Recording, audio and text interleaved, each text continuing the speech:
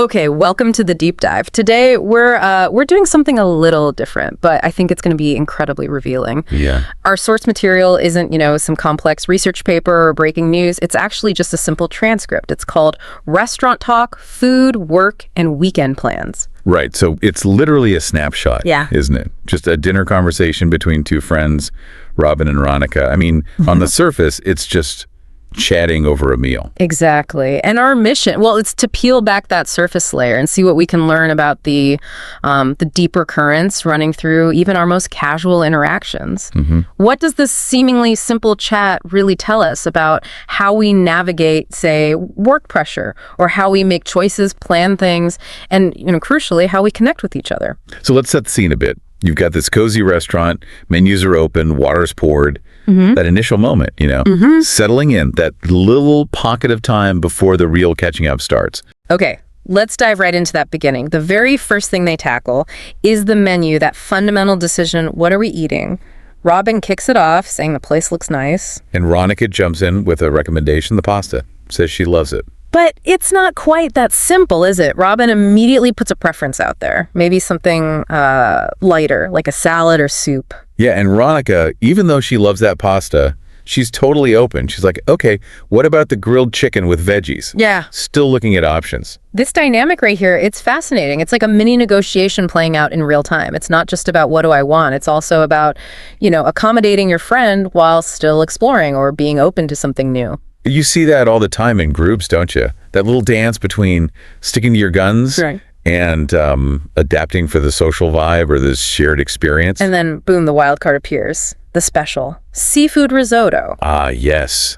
And Robin's reaction is instant, ooh, risotto sounds fancy. Right. But Ronica hasn't actually tried it. But then, social proof kicks in.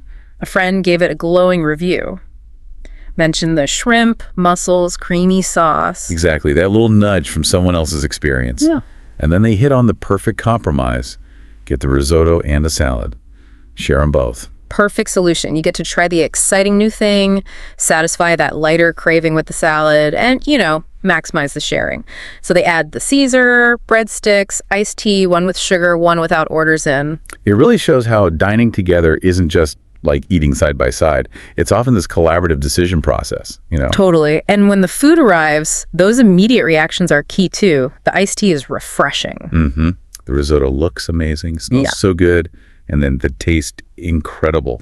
She specifically calls out the fresh shrimp. And the salad gets praised too. Great. Loves the crunchy croutons. Those little shared moments of enjoyment, they just deepen the connection right there. Makes you think, doesn't it? Your last meal out with someone, how did you guys decide? Did you compromise? Share. It actually says a lot about the dynamic. Okay, so food decisions made, initial tastes approved. Where does the conversation go next? Predictably, maybe to work. The classic how's work pivot. Ronica jumps in first, describes her situation as, crazy. Yeah, she's planning this big company event.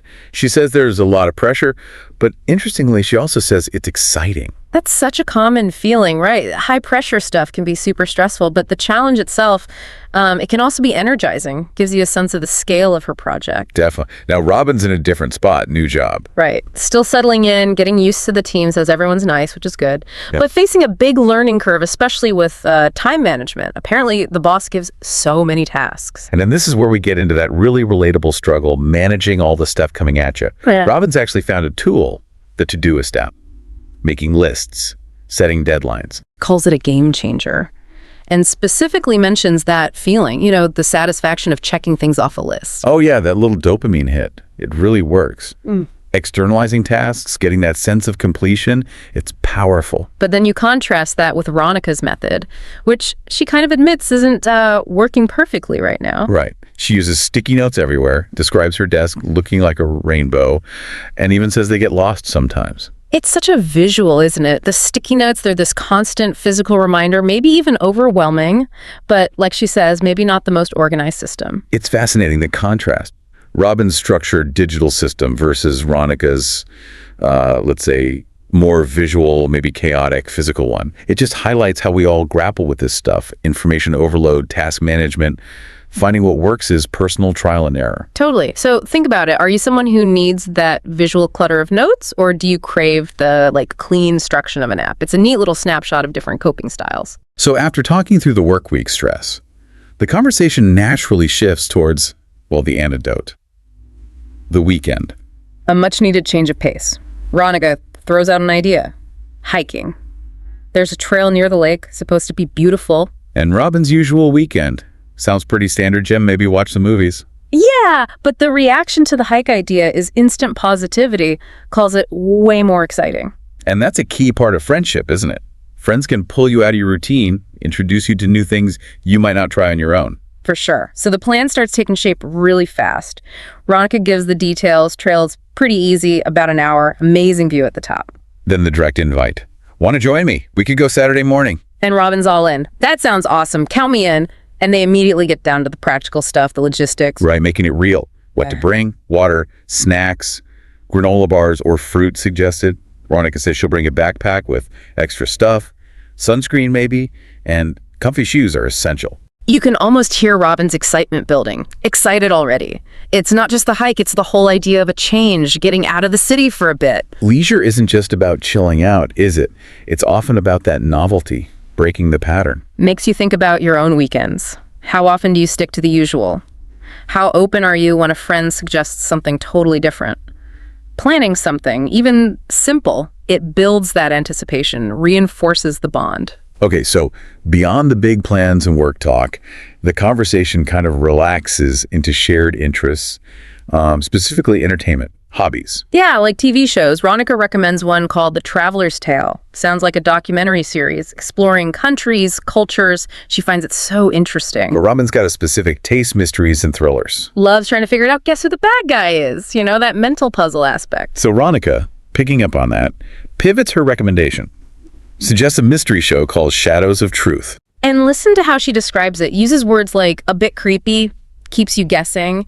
Each episode is like a puzzle, tailored perfectly. And it works. Robin's response, sounds right up my alley. I'll add it to my list. That's active listening and friendship right there. Understanding someone's tastes and offering something relevant. Then they kind of stumble onto another shared experience. Home cooking attempts. Or maybe disasters. Yeah. Ronica confesses to a total disaster, making sushi at home. The description is great. Rice, so sticky, rolls just falling apart. You can just picture it. And Robin, who admits not much of a cook, shares a less dramatic but still funny fail.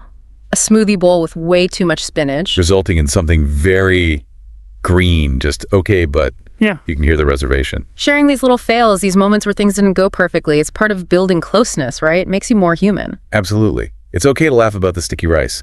And then this shared experience sparks an idea for the future. Right. Ronica suggests taking a cooking class together. Turning that shared, slightly embarrassing moment into a goal. Let's learn together. It's a brilliant way to spin it. And Robin is immediately game. I'd be down for that. And specifically wants to learn to make sushi properly. It's a perfect little arc from kitchen mishap to a potential shared skill. What about you listening? Ever bonded over a cooking fail? What skill would you actually want to learn with a friend?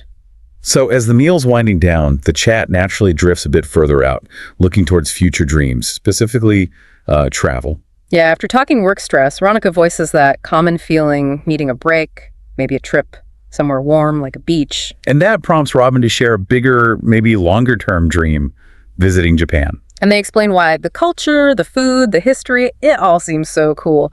Then they ask Ronica directly, have you been? Opening that door. And bingo connection. Ronica confirms Japan's high on her list too. So this shared kind of aspirational dream, it immediately solidifies into this one-day plan, let's go to Japan together. They even picture eating real sushi in Tokyo. Makes it vivid. It really shows how finding those shared long-term goals, even if they're way off, can really strengthen a friendship. Gives you a sense of a shared future. It's a powerful connection point. But then Robin brings it back so nicely to the present moment. Yeah, saying, for now, though, I'm happy with this risotto and good company. Which is lovely. Grounding the big dream and appreciating the right now. Acknowledging both where you want to go and where you are. Contentment and aspiration side by side. Where does your mind drift when you think dream trip? Somewhere far flung? Or just somewhere quiet? And who's that person you share those one-day travel plans with? So as the transcript closes out, the dinner itself is wrapping up too. Ronica calls it a fun dinner. Yeah, and adds that classic line,